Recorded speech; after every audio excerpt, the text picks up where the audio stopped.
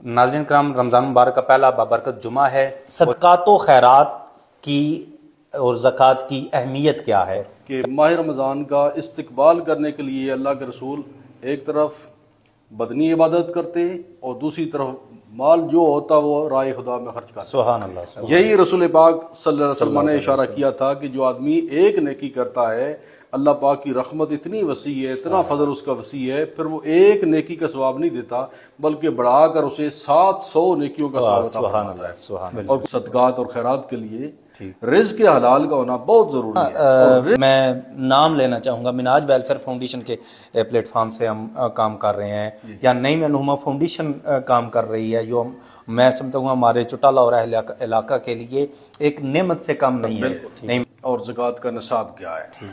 औज़ुबिल्लाहि मिनश्शैतानिर्रजीम, बिस्मिल्लाहिर्रहमानिर्रहीम। तमाम तारीफ़ें अल्लाह रब्बुल इज़्ज़त की ज़ात के लिए, लाखों करोड़ों दुरूद पाक जनाब हज़रत मोहम्मद मुस्तफ़ा सल्लल्लाहु तआला अलैहि वसल्लम पर, आपकी आल पर, आपके अस्हाब पर।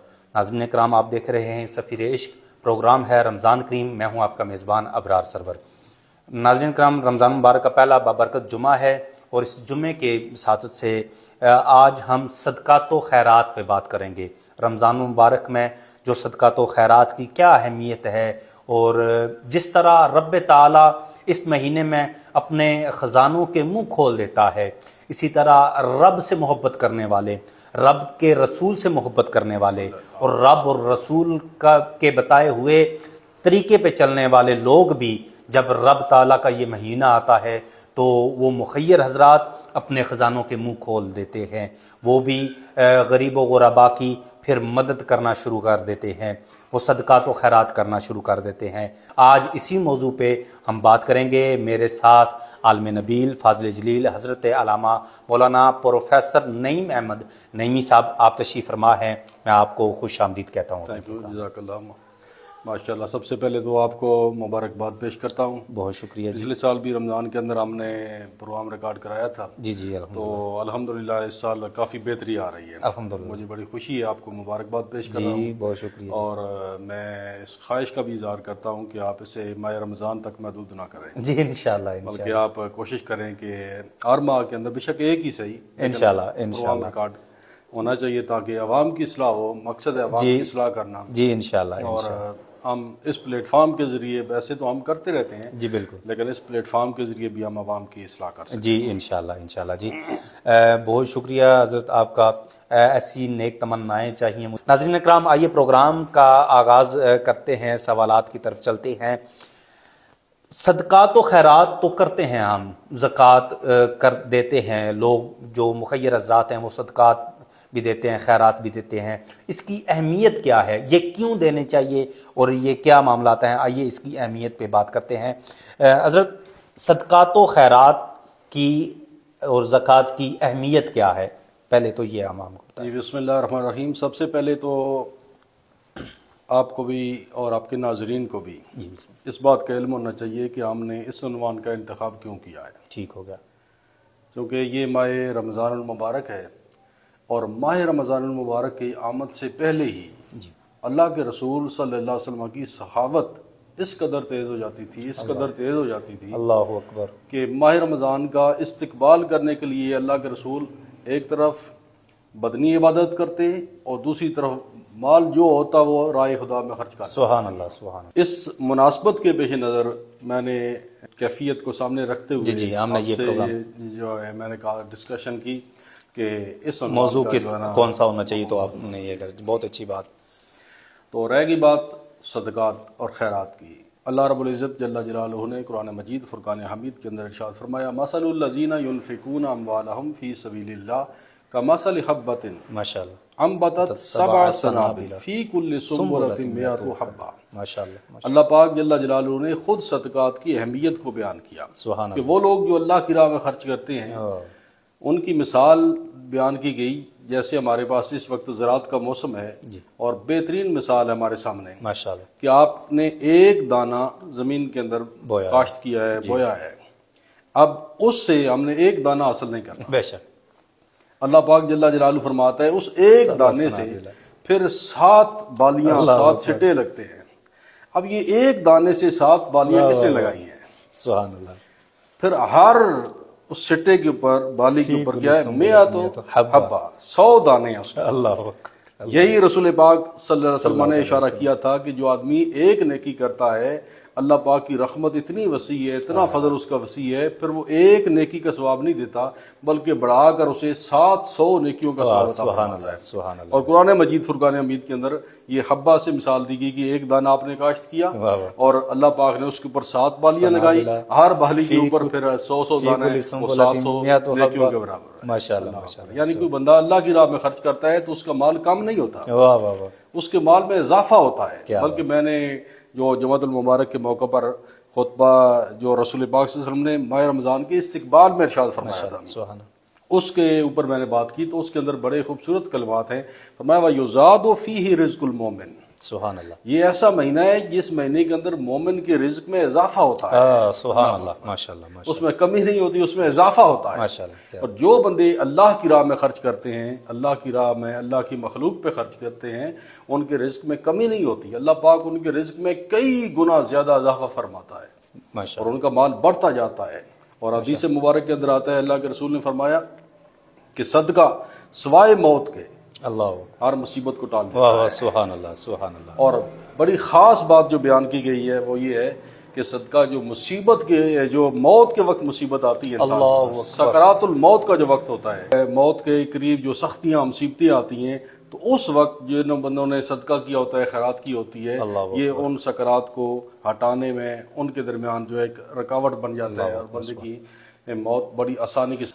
کیا زکوٰۃ و صدقات صرف پیسے پہ دی جاتی ہے؟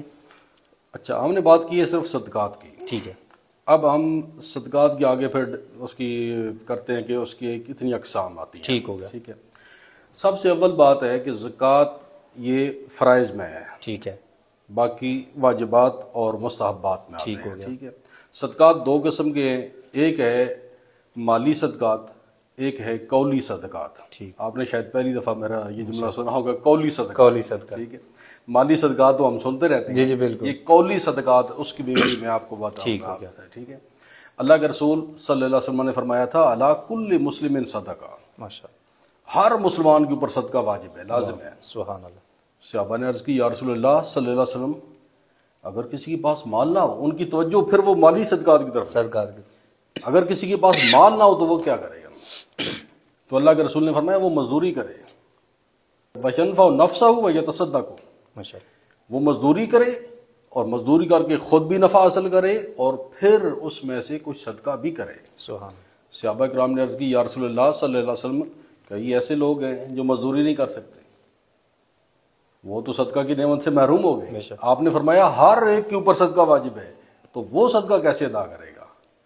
تو اللہ کے رسول صلی اللہ علیہ وسلم نے فرمایا پھر ایسے کرو، پھر جو کمزور بندہ ہے اس کی مدد کر دو۔ اللہ، اللہ، جو کمزور بندہ ہے اس کی مدد کرو، یہ صدقہ شمار ہو جائے گا۔ صحابی نے پھر سوال کیا، اس نے عرض کی، یا رسول اللہ صلی اللہ علیہ وسلم، جو یہ بھی نہیں کر سکتا وہ کیا کرے؟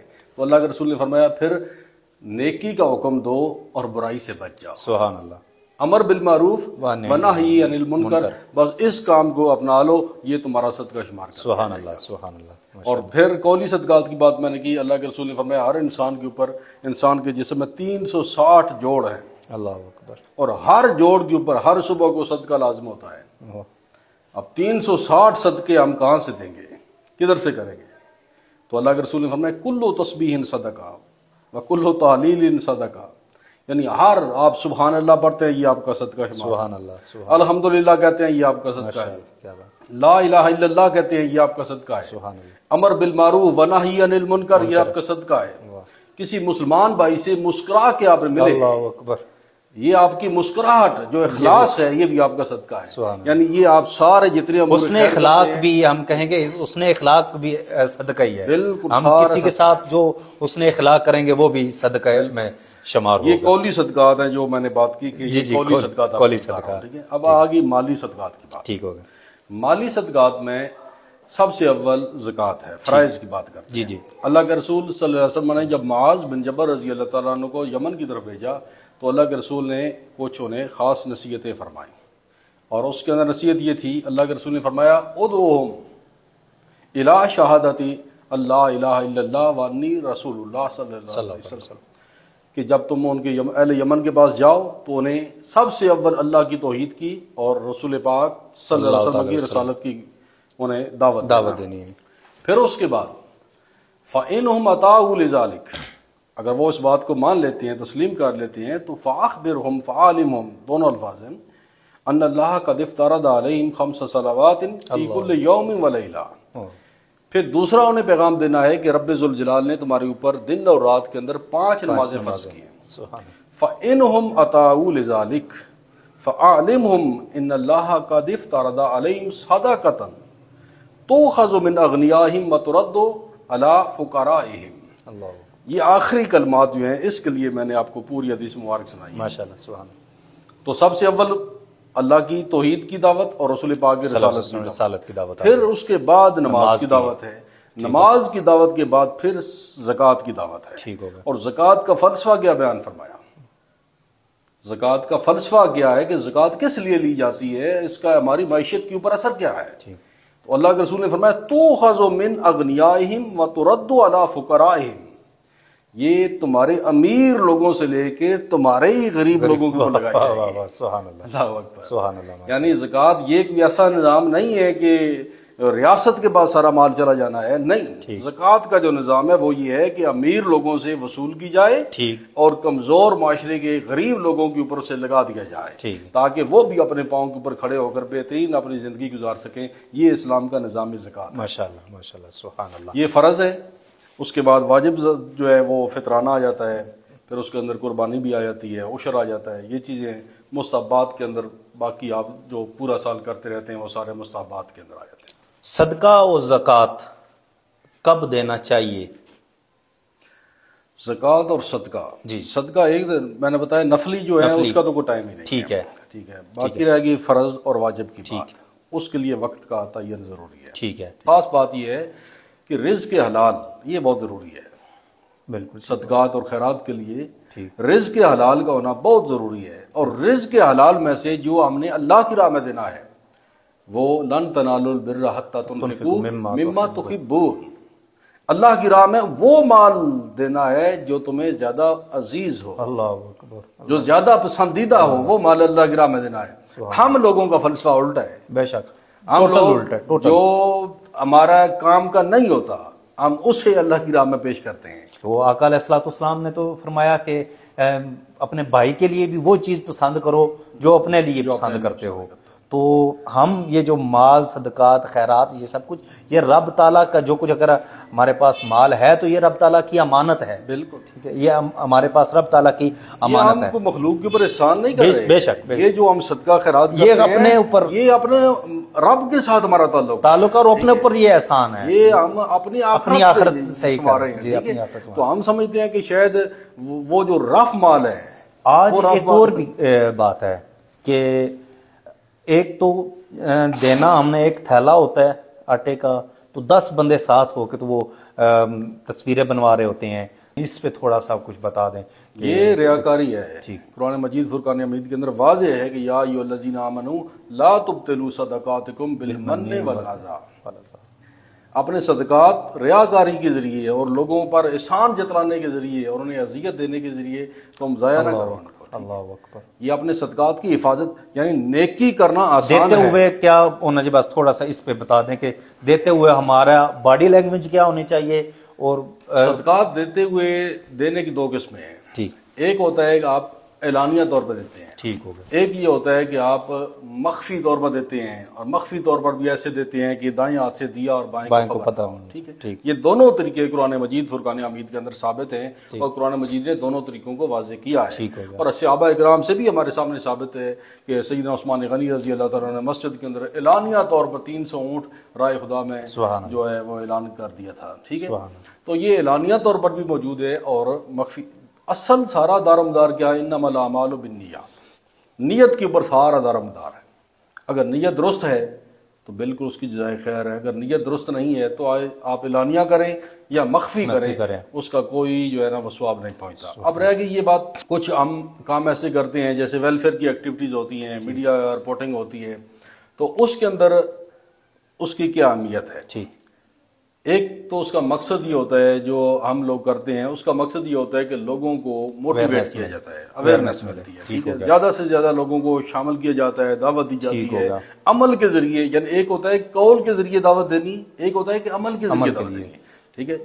لیکن اس میں ایک اور بات ہے نا، میں نام لینا چاہوں گا، مناج ویلفیئر فاؤنڈیشن کے پلیٹ فارم سے ہم کام کر رہے ہیں، یا نئی مینوما فاؤنڈیشن کام کر رہی ہے، جو میں سمجھتا ہوں ہمارے چٹالہ اور اہل علاقہ کے لیے ایک نعمت سے کم نہیں ہے نئی مینوما فاؤنڈیشن، کیونکہ آج سے اگر 2017 سے پہلے 2018 سے پہلے ہم جائیں، گلی گلی میں کوڑے کے ڈھیر اور نالیاں بند اور سارا کچھ، یہ چیزیں اگر وہ ایک شخص ڈاکٹر نعیم صاحب باہر بیٹھ کے وہ کر رہے ہیں، اور ڈاکٹر طاہر القاضی صاحب اگر وہ یہ عالمی سطح پہ یہ کام کر رہے ہیں تو وہ انسانیت کا درد رکھتے ہیں۔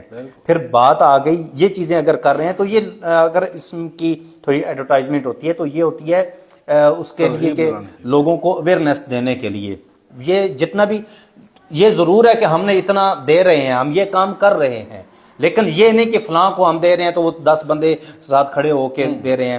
ابھی مناج ویلفیئر فاؤنڈیشن کا وہ جو رمضان مبارک پیکج آتا ہے اس پہ بھی آ گیا ہے، اور نئی مینوما فاؤنڈیشن کا وہ دیا جا چکا ہے، وہ بھی ہو چکا ہے، لیکن وہ کسی کو یہ نہیں پتا کہ کس کو دیا گیا ہے، اتنا ضرور پتا کہ ہم نے اتنا دیا، اس لیے کہ لوگوں کو اویئرنیس ہے۔ یہ تو ریاکاری اس کو نہیں ہے، لیکن وہ لوگ، میں بات وہ کر رہا ہوں، وہ لوگ جو دیتے وقت ایک تو اپنی باڈی لینگویج اس طرح کر دیتے ہیں کہ دینے والے کو حقارت کی نظر سے دیکھتے ہیں، اس طرح کی باتیں سنانا، یہ کچھ وہ میں نے پہلے کہا نا کہ اس کا فلسفہ کیا ہے، جی انما الاعمال بالنیات، ایک تو یہ نیت کا بندار ہو گیا نا، سارا عمل کا سارا دارمدار نیت پہ ہو گیا، ٹھیک ہے، تو خذوا من اغنیاہم وترد علی فقرائہم، ٹھیک، کہ امیر لوگوں سے لے کے غریبوں کو دینا، غریب کو دیا کس لیے جاتا ہے؟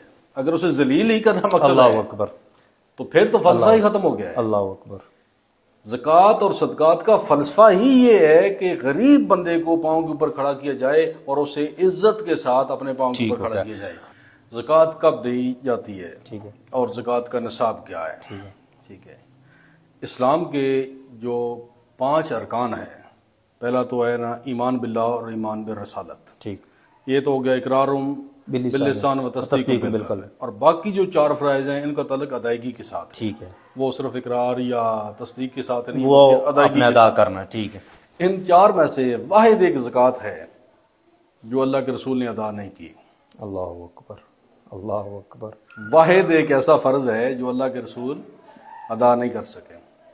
اب سننے والا کو اسی کا ذہن چونک سکتا ہے، وہ کہے کہ شاید شان رسالت کے اندر استغفر اللہ کو تنقیص آ رہی ہے، نہیں، صحیح ہے، اس لیے کہ زکوٰۃ اس بندے کے اوپر فرض ہے جس کے پاس ریزرو مال ہو اور ریزرو مال کے اوپر سال گزر جائے، اللہ اکبر، اللہ اکبر، اور اللہ کے رسول کی سخاوت کا تو یہ عالم ہے کہ سال گزرنا تو دور کی بات ہے، حضور ایک نماز سے دوسری نماز کا وقت نہیں ہونے دیتے۔ اللہ اکبر، اللہ اکبر، ایک دفعہ اللہ کے رسول نے نماز پڑھائی، اور نماز پڑھائی، صحابہ ابھی یہیں پر بیٹھے ہیں، سلام پھیرا اور فوری طور پر کھڑے ہو کے اپنے گھر چلے گئے۔ اللہ، صحابہ اکرام حیران پریشان، یا رسول اللہ کیا ہو گیا ہے، اتنا جلدی آپ اپنے فوری طور پر گھر چلے گئے؟ اللہ کے رسول جب واپس آئے تو آپ نے فرمایا میں نماز پڑھا رہا تھا اور میرا خیال گیا کہ میرے گھر کے اندر سونے کے چند ٹکڑے پڑے ہوئے تھے، اللہ اکبر، اور میں نے وہ بھی تقسیم کر دی۔ اللہ اکبر، یعنی اللہ کے رسول نے ایک نماز سے دوسری نماز کا وقت نہیں ہونے دیا، چاہے جائے کہ سال پورا ہمارے پاس مال ریزرو رہے، اور اس کے اوپر ہم نے یہ ایک واحد فرض ہے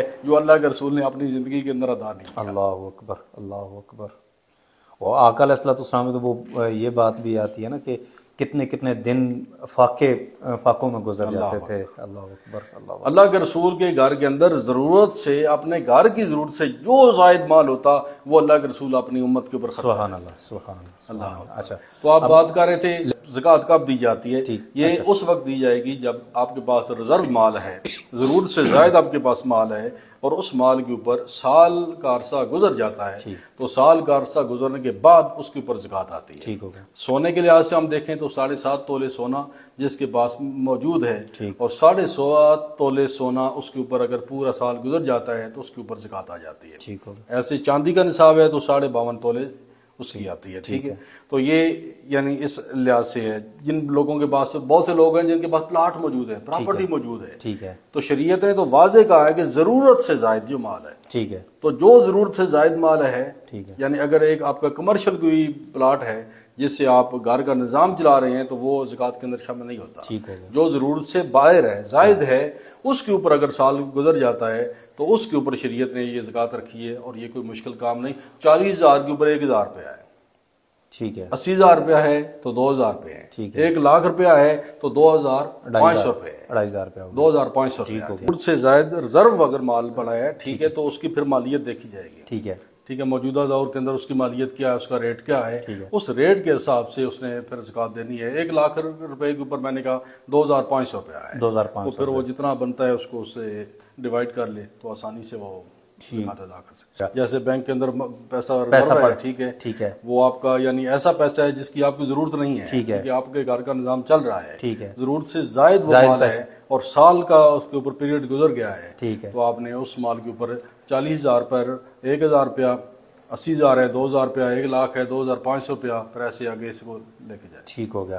تو مال مویشی پہ بھی زکوٰۃ آتی ہے؟ جی بالکل، ہمارے پاس جو ہے اکثر لوگ جو ہیں دیہات کے لوگ ہیں، ٹھیک ہے، مال مویشی ان کے پاس بہت زیادہ ہے، ٹھیک ہے، لیکن وہ اس بات کی طرف دھیان نہیں کرتے کہ اس مال کے اوپر بھی زکوٰۃ ہے۔ اچھا، اور میں نے بہت سے لوگوں کو دیکھا ہے جن کے پاس اتنا مال ہے کہ ان کے مال کے اوپر زکوٰۃ بنتی ہے، اللہ اکبر، اور وہ زکوٰۃ دینے کی بجائے زکوٰۃ لینے والوں کی صف میں کھڑے ہوتے اللہ ہیں۔ اکبر، اللہ اکبر، یہ بہت بڑا ظلم اور بہت بڑی زیادتی کر رہے ہیں۔ جن لوگوں کے پاس مال مویشی ہے تو مال مویشی کے اوپر بھی زکوٰۃ ہے، اللہ اکبر، اور وہ مال مویشی ایک تو اس کی بھی کیٹیگری سمجھ لیں، ایک وہ مال مویشی ہوتا ہے کہ ایک نارمل ہے جس سے آپ دودھ دوتے ہیں اور دو کر اپنے گھر کا نظام چلاتے ہیں، ٹھیک ہے، وہ مال وہ زکوٰۃ کے کیٹیگری میں نہیں آتا۔ ٹھیک ہے، ایسے ہی کسی آدمی کے پاس ایک اونٹ ہے مثال کے طور پر، ٹھیک ہے، اور وہ دور دراز پہاڑوں کے اندر وہ پانی لے کے جاتا ہے، تو اس اونٹ کو اس نے اپنی سواری کا ذریعہ اور روزی کا ذریعہ بنایا ہے، ٹھیک ہے، تو وہ اس کیٹیگری میں نہیں آتا۔ ٹھیک ہے، ہم نے پہلے کہا ہے کہ جو ریزرو مال ہوتا ہے اس مال کے اوپر یہ زکوٰۃ آتی ہے۔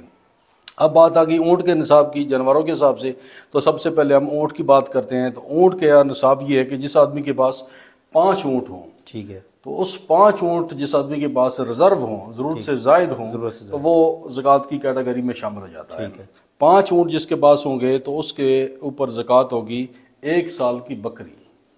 ٹھیک ہو، دیکھیں بڑا معقول سا، شریعت نے کوئی اتنی 5 اونٹوں پہ 1 سال کی بکری، 1 سال کی بکری رکھی ہے۔ آپ ٹھیک، اونٹ کی دیکھیں کتنی مالیت ہے، ٹھیک ہوگا، کتنے پیسوں کا ہے، ٹھیک ہے، لیکن شریعت نے بالکل آسان راستہ رکھا ہے، مشکل راستہ نہیں رکھا ہے۔